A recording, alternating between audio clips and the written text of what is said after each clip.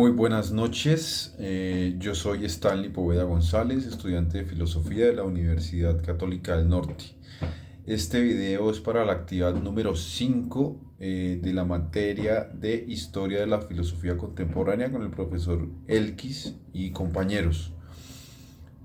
Vamos a adentrarnos en el material de estudio del elemento de competencia número 5. Tiene dos temas, vamos con el primer tema. El primer tema es la apreciación sobre la fenomenología. A mí me gusta, cuando hago estos videos, iniciar con una introducción de acuerdo a lo que dice el material de estudio y buscar tal vez otras formas de investigar, pero seguir con el paso a paso del material de estudio. En este caso voy a hacer algo diferente, que es recurrir a otra forma de información que tenemos en este momento, que es la inteligencia artificial. Voy a utilizar a Gemini de Google, la inteligencia artificial de Google, para hacerle unas preguntas y así mismo también poder saber si uno sí puede contar con esa herramienta o no, qué tan verídica puede ser, cómo podemos comparar la información que nos da en este caso, con la información del material de estudio, para ver si podemos comprender un poco más conceptos tan profundos como lo que estoy viendo, y me parece que es la fenomenología. Entonces, voy a hacer la introducción con la primer párrafo de lo que dice el material de estudio. Dice: gran parte de la filosofía contemporánea gira en torno a la fenomenología.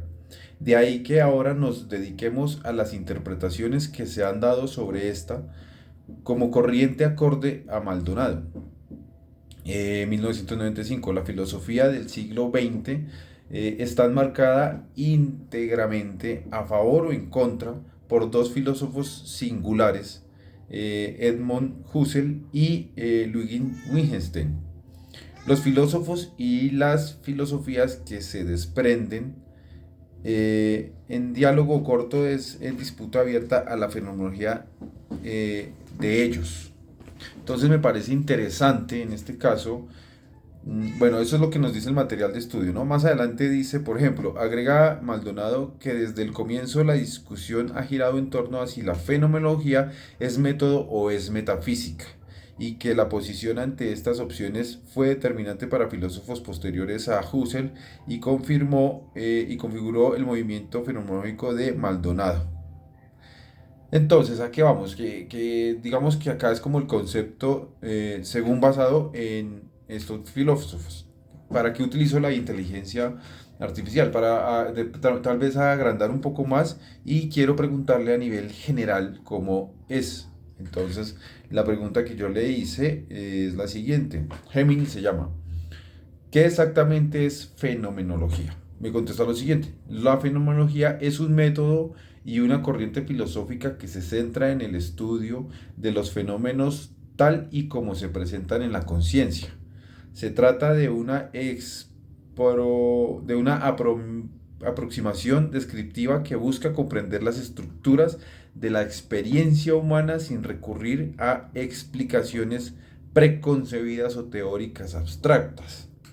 En estas palabras, dice, la fenomenología se pregunta por las siguientes cosas: ¿cómo se nos presentan las cosas? ¿Cómo experimentamos el mundo? ¿Qué es lo que podemos conocer de manera inmediata? Entonces decimos, hago una comparación, digamos que sí hay ciertos conceptos que tocan iguales, pues es más o menos metafísica. Cuando hablamos que buscamos, es como una pregunta como, por ejemplo, ¿cómo se nos presentan las cosas? ¿Cómo experimentamos al mundo?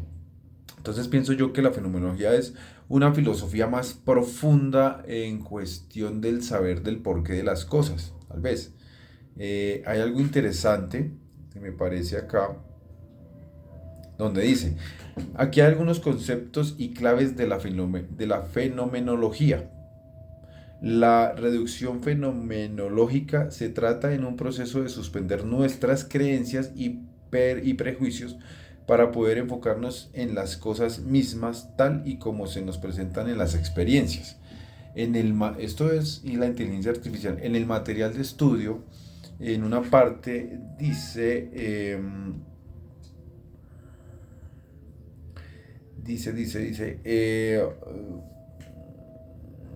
bueno, dice, no lo encuentro acá, pero dice que la filosofía es una corriente que no quiere adoctrinar, no, la idea no es meter una religión como tal, sino abarcarla de una forma tal vez un poco neutral. Debería ser la mejor forma.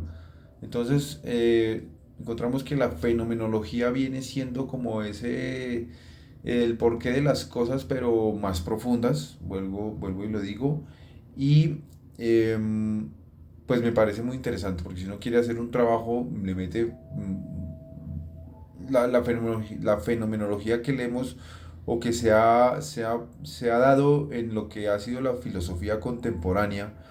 eh, Siento que se pueden dar unos conceptos más reales o más científicos, donde la filosofía viene cogiendo unas raíces más fuertes, más creíbles, ¿sí? Se deja un poco el mito, se deja un poco estas cosas para ver qué es el avance. O, yo diría que la fenomenología es la evolución de la filosofía, puede ser.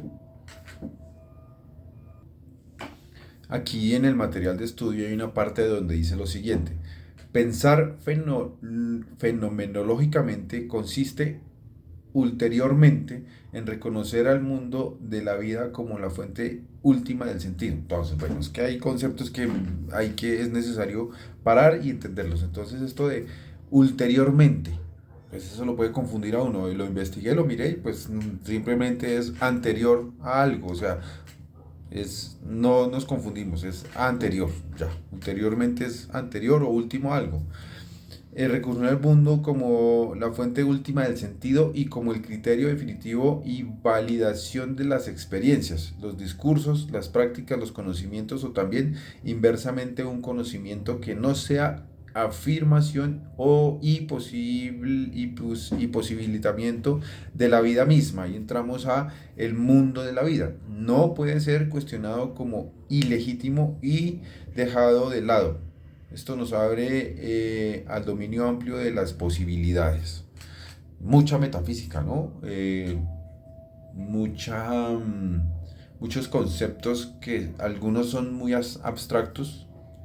Mm, Eso por este lado. Y cierro con una pregunta, o bueno, unas citaciones que le pedí a la inteligencia artificial sobre y me dio los mismos autores que tengo en el material de estudio. Entonces, por ejemplo, Edmund Husserl, entonces, una de sus citas más llamativa sobre la fenomenología. Dice, la fenomenología es la ciencia de los fenómenos puros, es decir, de los fenómenos tal y como se presentan en la conciencia pura.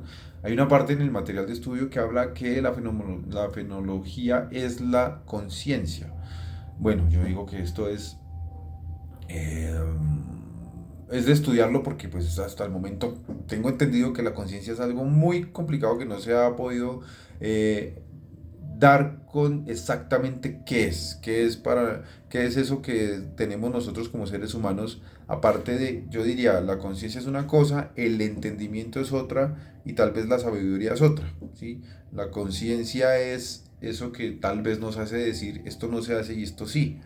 El pensamiento es las ideas y la creatividad. Y el entendimiento pues es como sincronizar todo eso. Pero bueno, el caso es que la utilicé, me pareció muy bien, me dio varias citas y referencias, voy a mostrarles. Eh, entonces hay que saber preguntarle bien, pedirle las citas, pedirle las referencias, y con ella podemos aprender muy bien. También, o sea, es una muy buena herramienta como fuente de investigación, pero tenemos que siempre comprobar, en este caso el material de estudio de la universidad, lo que me dice ella y lo que uno puede investigar por otros lados. El segundo tema del elemento de competencia 5 es respuestas a la filosofía contemporánea. Entonces nos muestran a un autor contemporáneo, en este caso es Byung-Chul Han. Él es un filósofo surcoreano, nació en 1959 y ha hecho muchas obras. Lo que he leído, lo que he investigado es sobre cómo vamos en la actualidad en cuestión de lo que ha sido la tecnología, lo que nos ha cambiado y hice un PowerPoint para mostrárselo. Entonces, su nombre es Byung-Chul Han. Digamos que la contextualización histórica de él: es un filósofo ensayista surcoreano eh, afincado en Alemania. Sus obras se caracterizan por un análisis crítico de la sociedad actual, a la que define como sociedad del rendimiento o sociedad del cansancio. Han se inscribe como la tradición del pensamiento crítico europeo, con especial influencia en Martin Heidegger y Michel Foucault. Él toma la crítica de la metafísica occidental y la noción del ser en el mundo. Entonces, digamos que las claves de su pensamiento está sobre la crítica social del rendimiento. Él sostiene que la sociedad actual se caracteriza por una obsesión por el rendimiento y la productividad. Esta obsesión, según él, conduce a una serie de problemas como el estrés, el agotamiento y la depresión. También dice en otro libro que tiene, el sujeto de el tema y el concepto que él maneja de la hipermotivación. Dice: la sociedad del rendimiento ya no es un sujeto de obediencia, sino un sujeto de hipermotivación. Este sujeto se autoexplota y se presiona constantemente para rendir al máximo. O sea, nosotros mismos somos los que nos impulsamos a un trabajo y queremos más y más y más. Él fomenta un espacio al ocio y a dejar la tecnología un poco al lado. Dice: la sociedad del rendimiento conduce a una sociedad del cansancio. Esta sociedad está caracterizada por la ausencia de ocio y la pérdida de la capacidad del pensar. Otro tema es la agonía del eros. En la sociedad del rendimiento, el amor se ve amenazado por la positividad y la eficacia. El amor, según Han, es una experiencia negativa que implica riesgo, vulnerabilidad y pérdida. O sea, a eso hemos llegado en cuestión del amor. Esto me parece súper importante porque es que es una realidad. Dice: la hipercomunicación. Para él, no sé si será un concepto que él propuso o ya estaba. Dice: en la sociedad actual, la comunicación se ha vuelto omnipresente. Esta hipercomunicación, según Han, conduce a la superficialidad y a la pérdida de la intimidad. Y definitivamente vemos que ese contacto humano cada vez es menos, porque todo avanza muy rápido y es muy fácil conectarnos, o la comunicación. Aportes principales de su reflexión a la filosofía de la cultura. Entonces, crítica a la cultura de rendimiento. Han ha construido una crítica profunda en la cultura del rendimiento y la productividad. Sus obras han puesto de relieve los peligros de una sociedad obsesionada por el éxito y la eficiencia. Revalorización del ocio y la contemplación. Han reivindicado la importancia del ocio y la contemplación como espacios para la reflexión crítica y creativa. Análisis de la sociedad digital.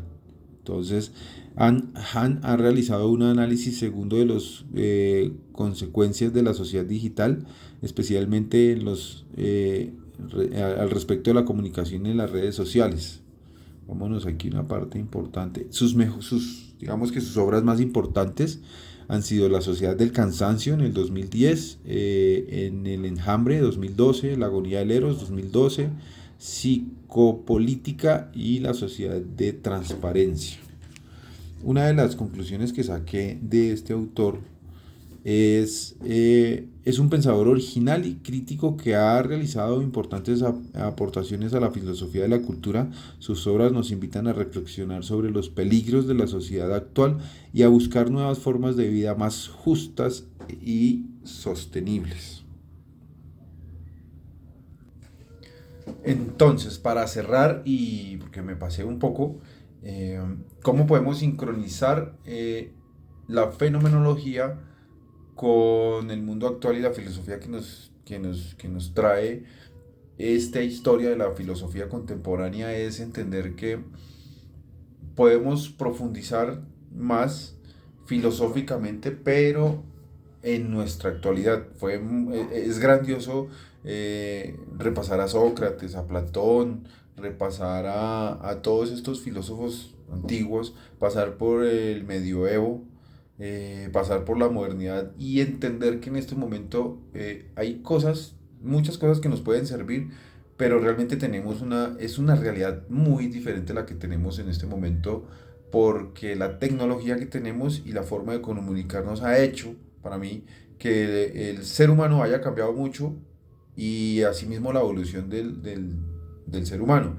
Entonces pienso que la filosofía, con su evolución de la fenomenología, lo podemos hay mucho por sacarle, hay mucho por descubrir, hay mucho por hacer, porque se crean ramas nuevas, se crean diferentes puentes y como el caso de hoy, pues me gustó hacer ese experimento para tener más canales de investigación. Esta es mi tarea. Muy buenas noches a todos. Saludos, profesor Elkis. Gracias.